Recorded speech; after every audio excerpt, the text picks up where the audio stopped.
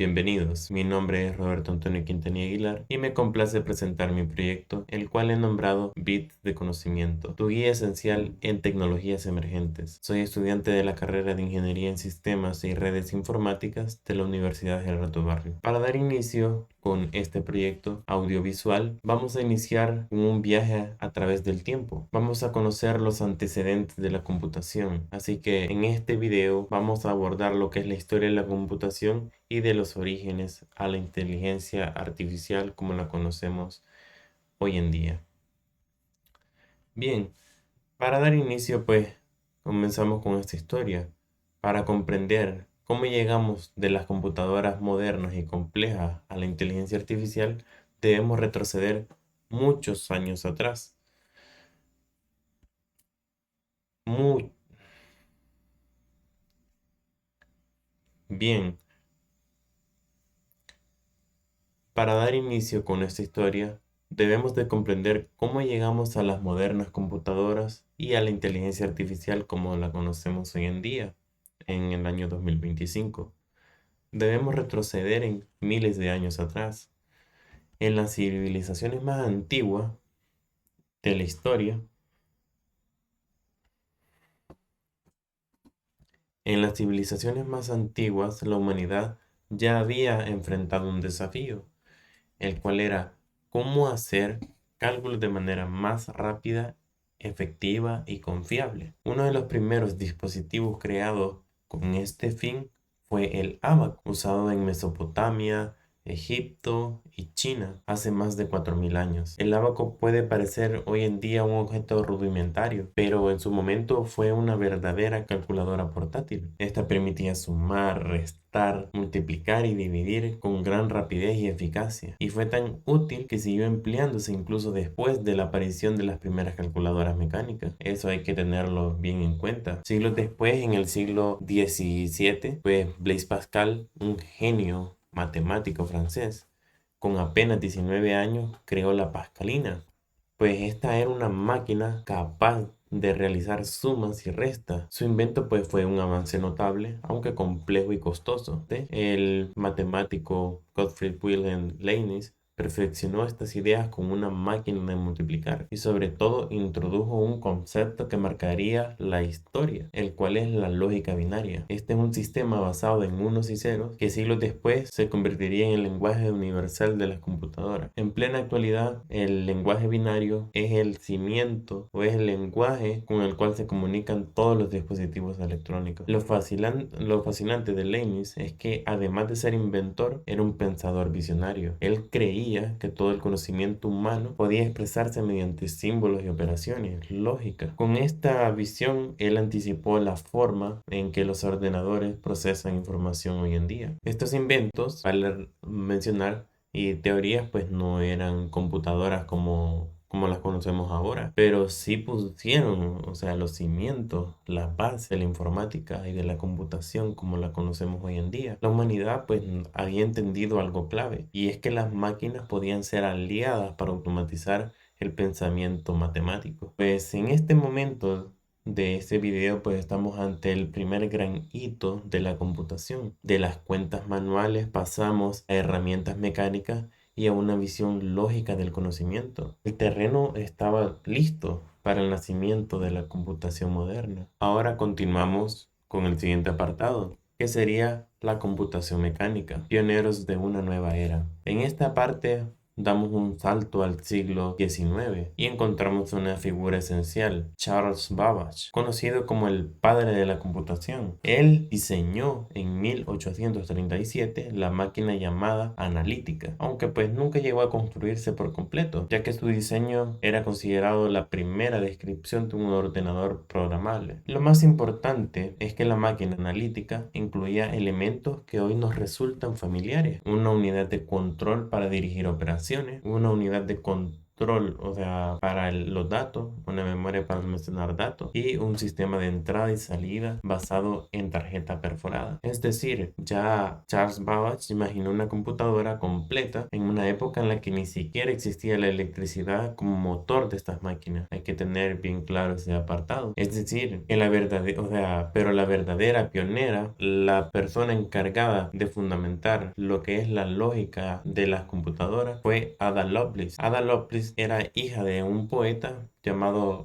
Lord Byron, y ella pues era colaboradora de Babbage. Ada pues no solo entendió el funcionamiento de la máquina, sino que escribió el que se considera el primer algoritmo de la historia. Su visión fue aún más profunda. Pensó que las máquinas no solo podían realizar cálculos matemáticos, sino que también podían manipular símbolos, procesar música o incluso generar arte. Pero por eso, hoy en día, Ada Lovelace es considerada y reconocida mundialmente como la primera programadora de la historia, al ella haber desarrollado el primer algoritmo. Aunque pues la máquina analítica nunca fue materializada en su tiempo, las ideas de Babbage y Lovelace demostraron que era posible concebir máquinas universales de cálculo. Fue el inicio de la programación como la conocemos y la prueba de que los conceptos teóricos podían convertirse en proyectos concretos. Es decir, pasamos de una idea a un hecho material, o sea, algo tangible. Pasamos de la imaginación a la realidad. Ya la humanidad pues había pasado del cálculo manual a la máquina programable. Ya el siguiente paso sería aún más ambicioso, pasar de la mecánica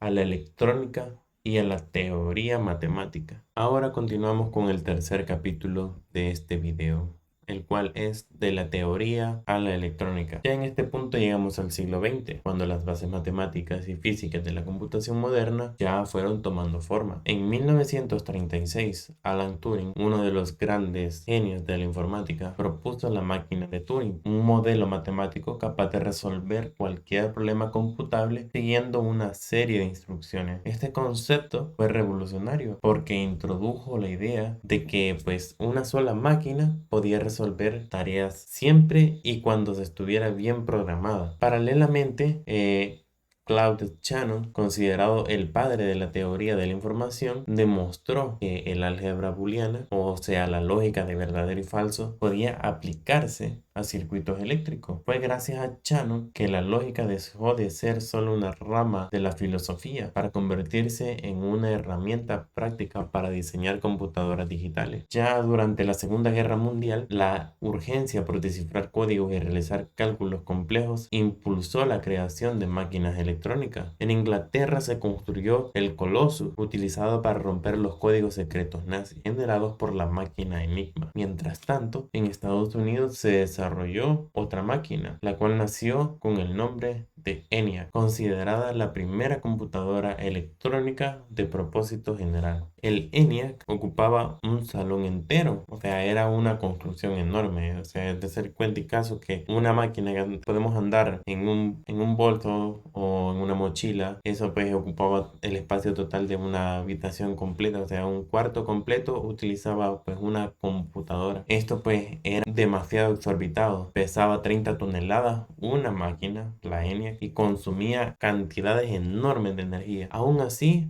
podía realizar cálculos miles de veces más rápido que cualquier ser humano. O sea, de la teoría matemática pasamos a la práctica electrónica. La era de las grandes computadoras había empezado y con ella una transformación tecnológica sin precedentes, tal como lo podemos apreciar en la actualidad. Ahora continuamos con el siguiente capítulo de este video.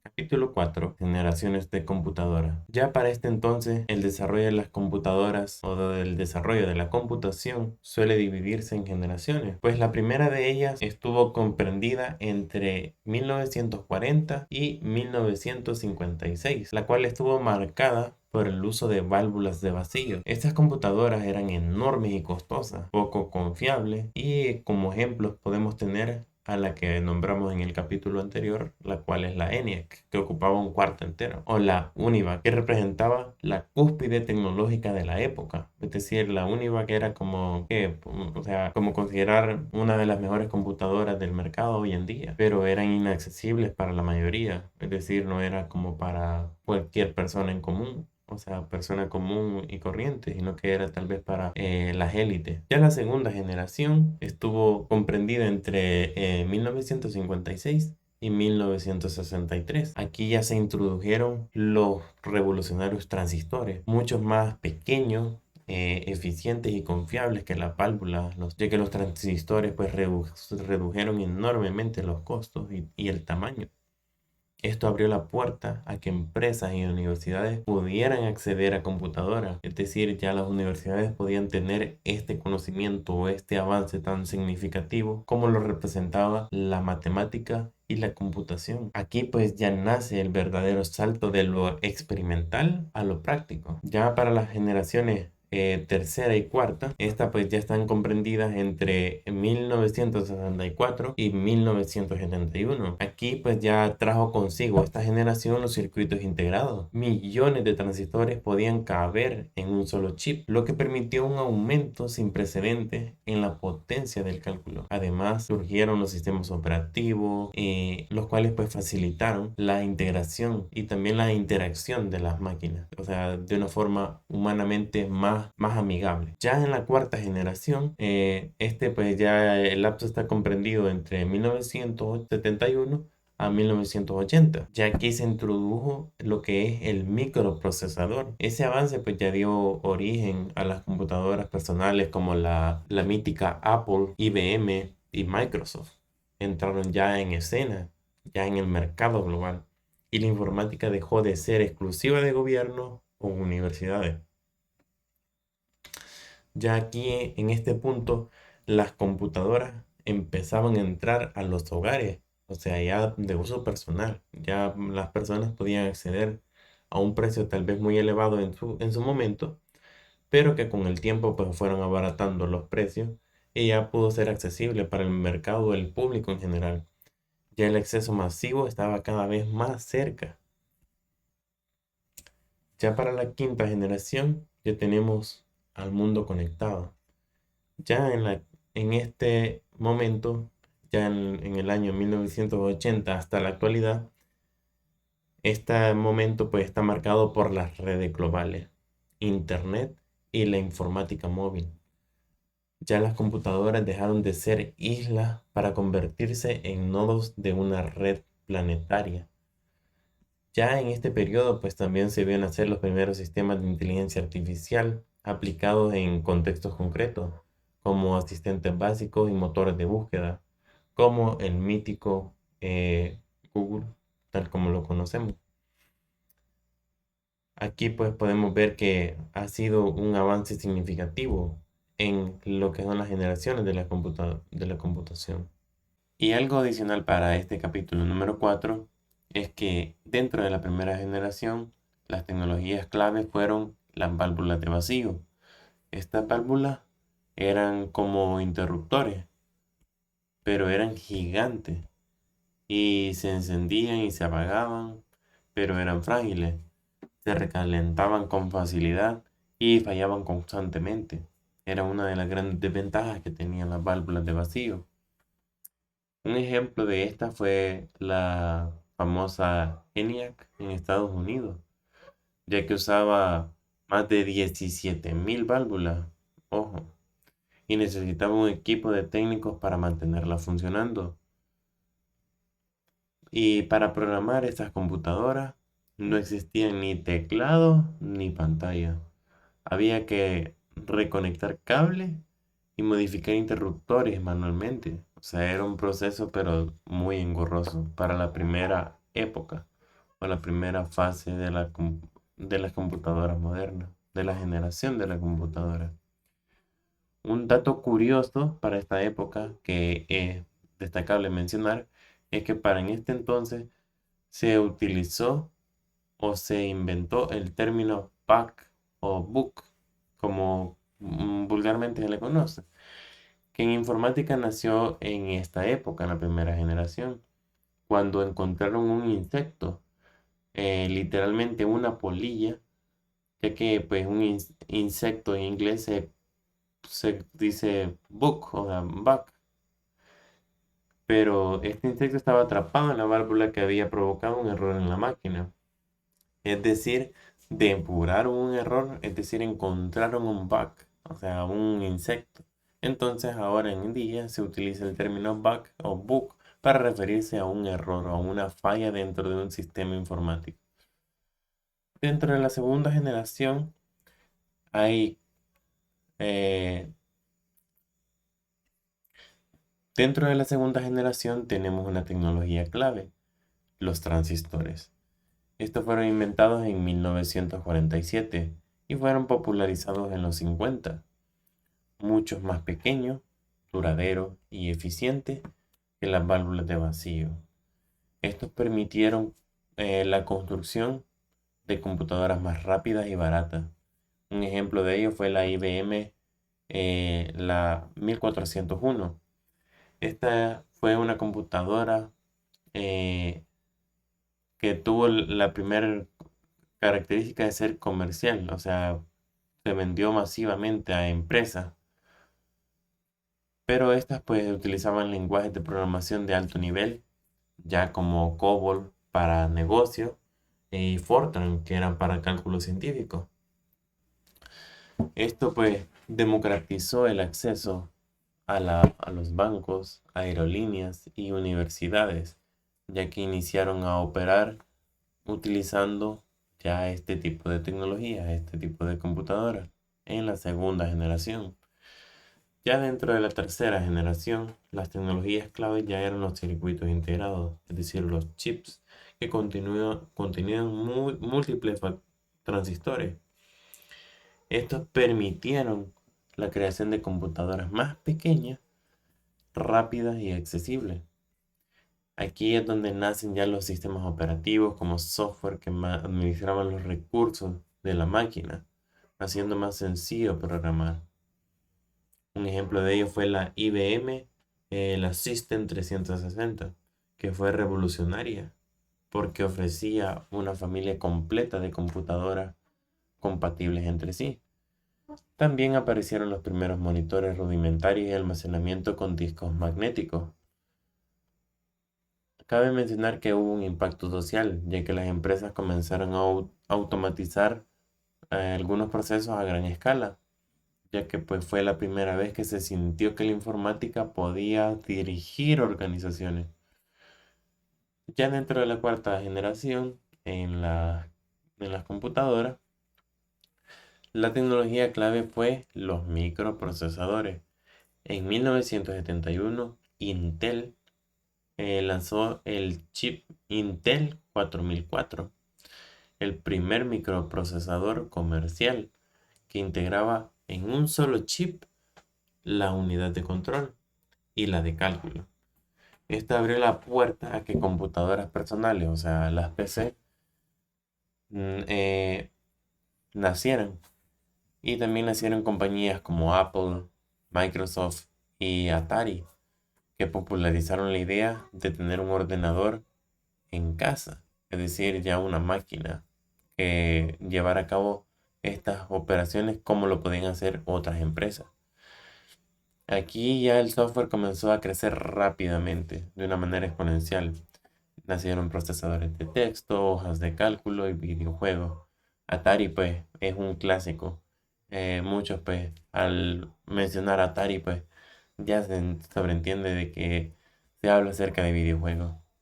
Y un dato curioso para esta generación es que la Apple II, o sea, en el año 1977, fue una de las primeras PC de éxito comercial y se utilizó incluso en escuelas para enseñar programación básica. Ya dentro de la quinta generación, ya de 1980 para acá, hasta la actualidad, la tecnología clave pues fueron han sido las redes globales, internet, dispositivos móviles. Aquí también ya contamos con computadoras personales que se volvieron pues cada vez más pequeñas, potentes y asequibles para todo público. Aquí es donde surge la computación en red. Nace primero la LAN, que son las redes locales, luego el Internet global.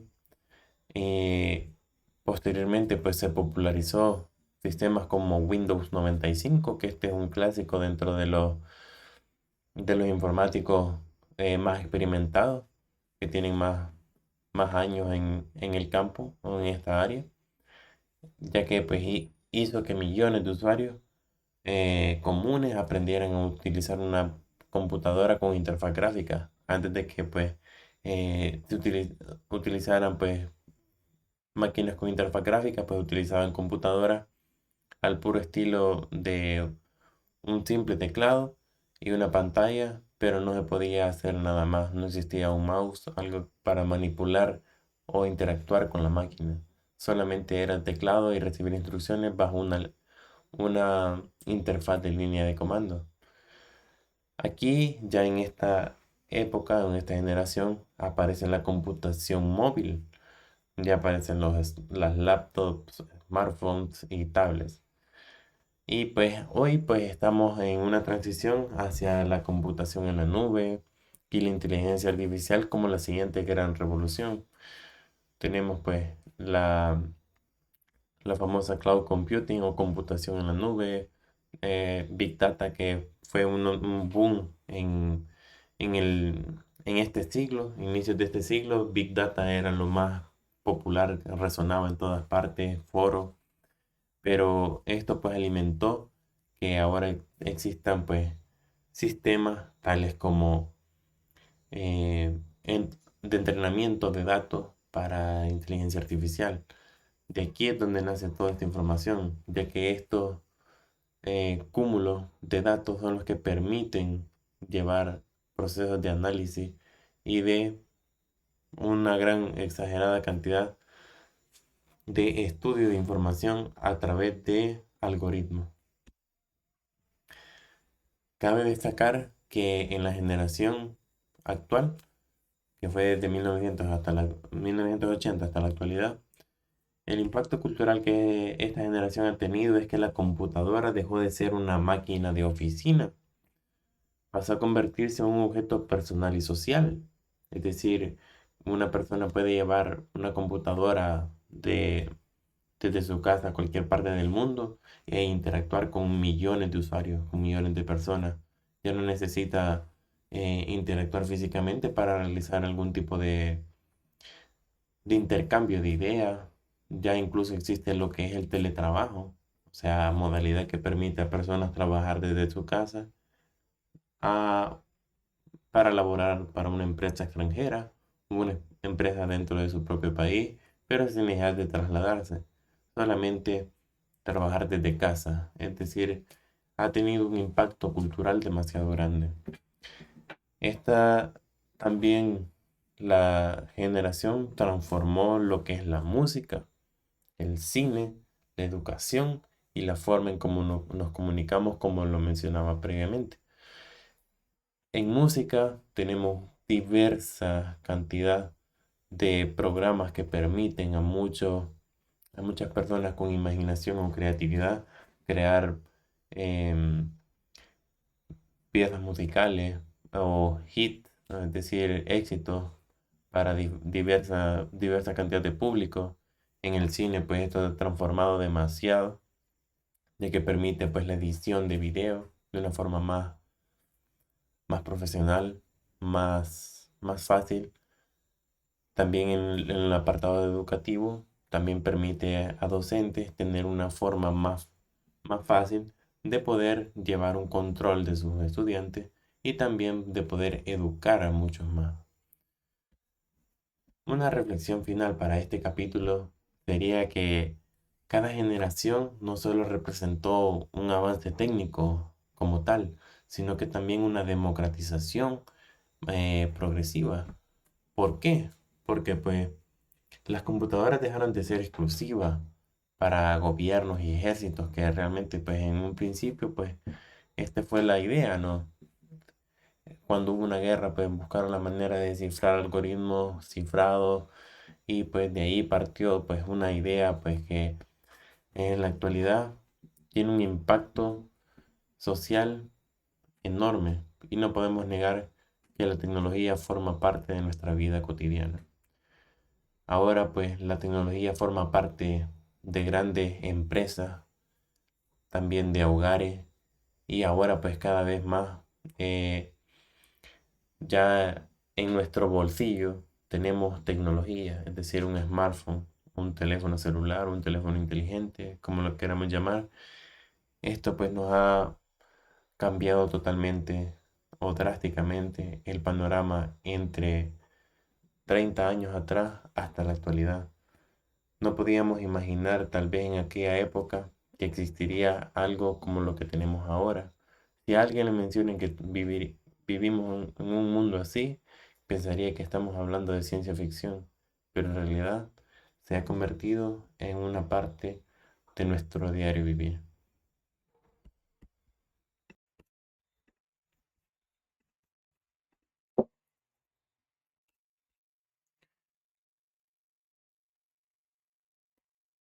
Ahora continuamos con el siguiente capítulo de este video, capítulo 5, la revolución del software.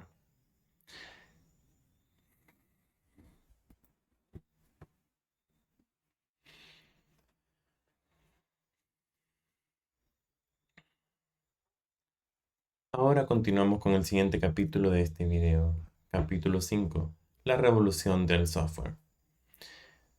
En este momento ya el hardware sin software no tendría sentido.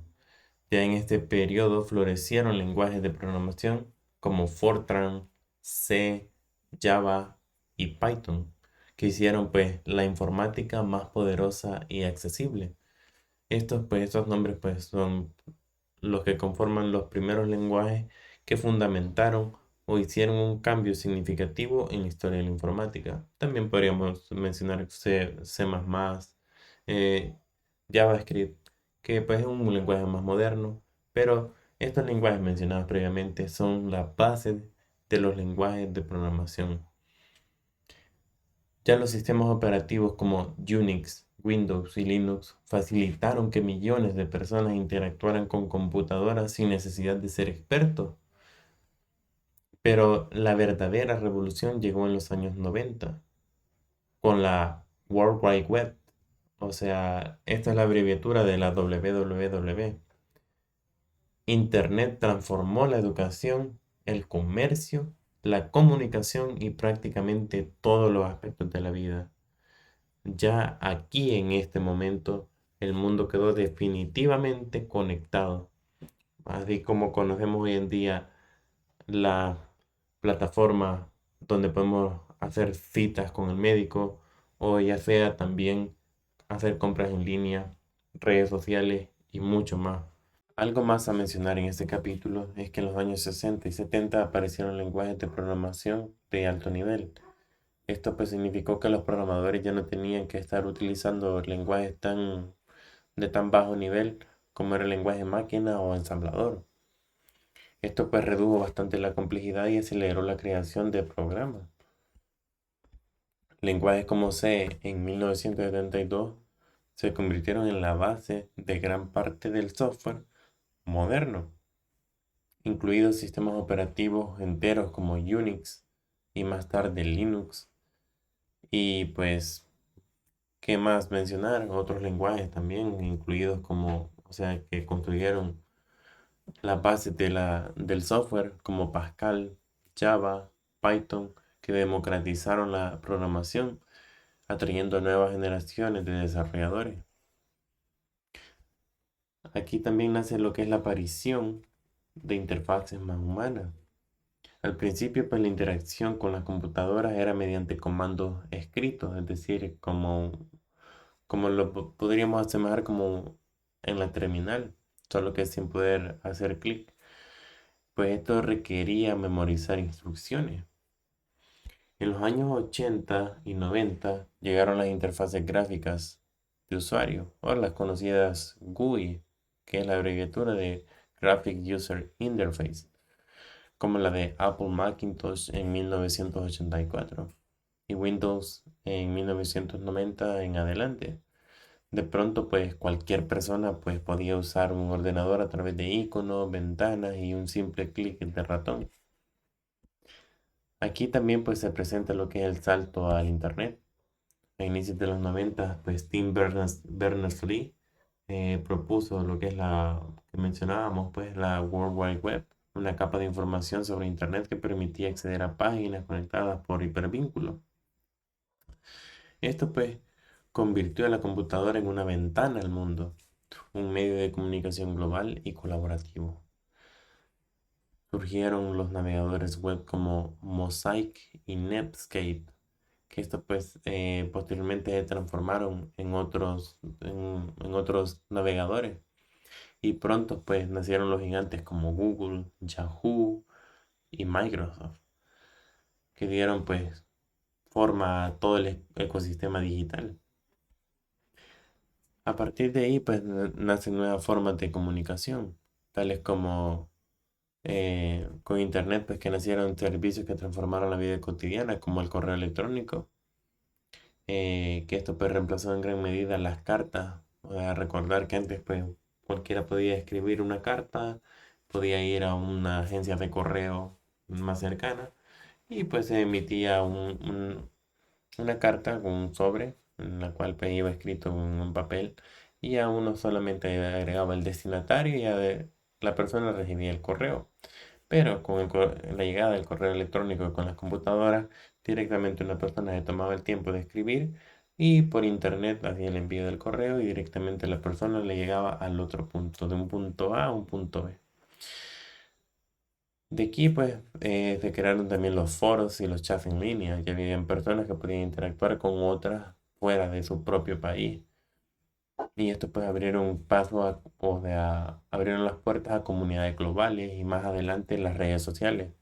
Recordemos que también gracias a las comunidades pues existe lo que es el ecosistema del software libre, ya que esto pues permite que otras personas pues puedan colaborar y contribuir para un bien común. La comunicación también se volvió instantánea y masiva, derribando barreras de distancia y tiempo, e incluso en la actualidad el idioma.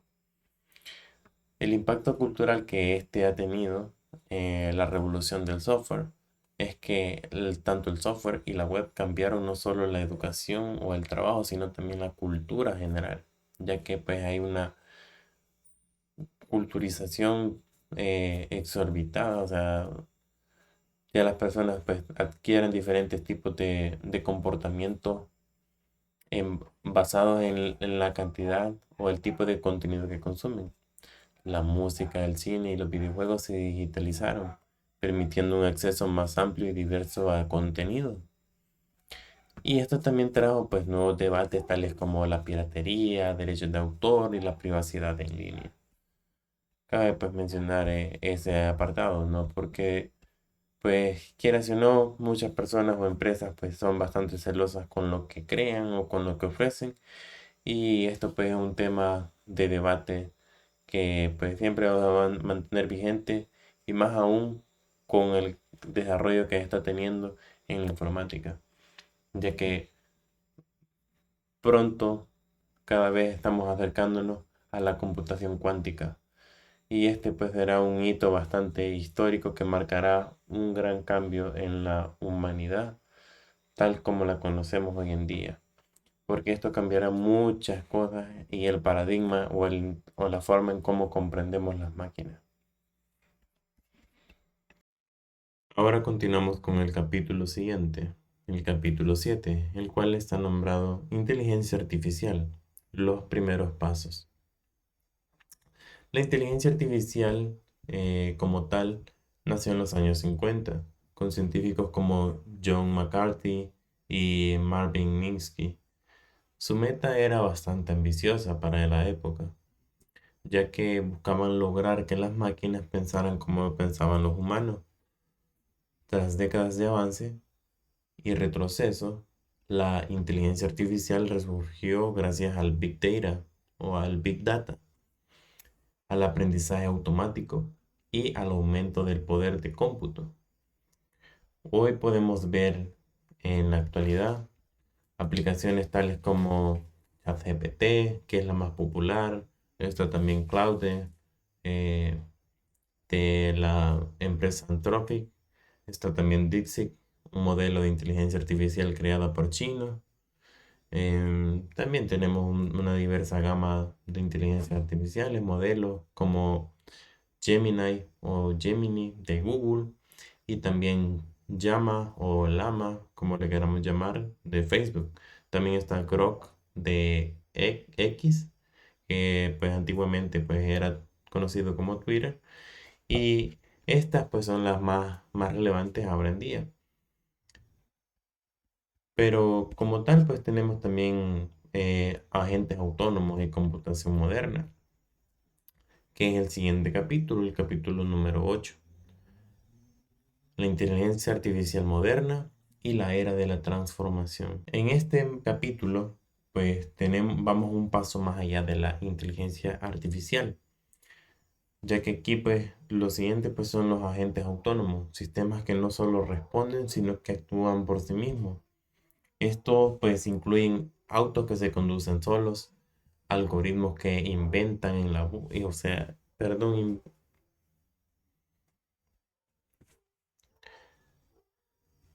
estos ejemplos incluyen autos que se conducen solos, algoritmos que invierten en la bolsa y pues también asistentes personales que aprenden de nuestras rutinas. Esto plantea grandes oportunidades, pero también dilemas éticos, ya que pues en esto pues afecta directamente al empleo, la privacidad y el control de la información. Aquí es donde mencionábamos esos aspectos de la ética y los desafíos de la inteligencia artificial en el capítulo 9. El impacto socioeconómico que la inteligencia artificial tiene en la vida de las personas, ya que pues la inteligencia artificial pues, plantea preguntas tales como sobre el empleo o la economía y también la desigualdad social, también sesgos algorítmicos, ya que pues existe el riesgo de que los algoritmos perpetúen o amplifiquen sesgos existentes o sea, ya que esto representa una preocupación central, ya que se podrían estar difundiendo mensajes o tipos de ideologías que han sido bastante arraigadas en la historia. Y recordemos que estos agentes de inteligencia artificial, o mejor dicho, modelos de inteligencia artificial, están preentrenados con documentos eh, o textos, pues, que tal vez tienen una antigüedad y tal vez las cosas se manejaban de una forma muy distinta a la época actual. Entonces esto podía repercutir también en, en factores también emocionales o psicológicos. También la regulación responsable. La necesidad de una regulación responsable y un control ético para guiar su desarrollo. En el caso de la IA, son los desafíos que enfrenta la inteligencia artificial.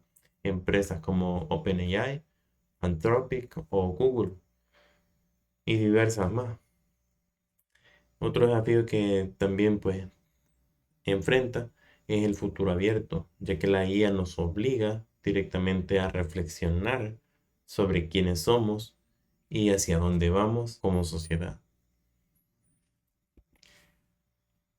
Ya para cerrar con este video, vamos a tener lo que es el apartado de conclusiones y el futuro que nos depara. Pues en esta historia de la computación es, en el fondo, pues la historia de nuestra creatividad como especie, ya que pues hemos tenido muchos avances con el paso del tiempo. Podemos ver cómo en tantos pasos de los años las cosas han evolucionado de una manera tan increíble que si nos preguntamos hace muchos años atrás si esto era posible, tal vez lo tendríamos en ese momento como una ficción, pero hoy lo hemos traído a la realidad. Cada vez se están planteando nuevos desafíos o nuevas metas por cumplir respecto a la capacidad que la computación o la informática y las redes poseen. Pasamos que del ábaco, una herramienta bastante rudimentaria en la actualidad, pero que aún pues se sigue utilizando tal vez en centros escolares. La inteligencia artificial, cada avance ha transformado nuestra forma de trabajar, de aprender y de vivir. El futuro realmente nos reta a usar la tecnología para mejorar la vida de todos, asegurar un desarrollo ético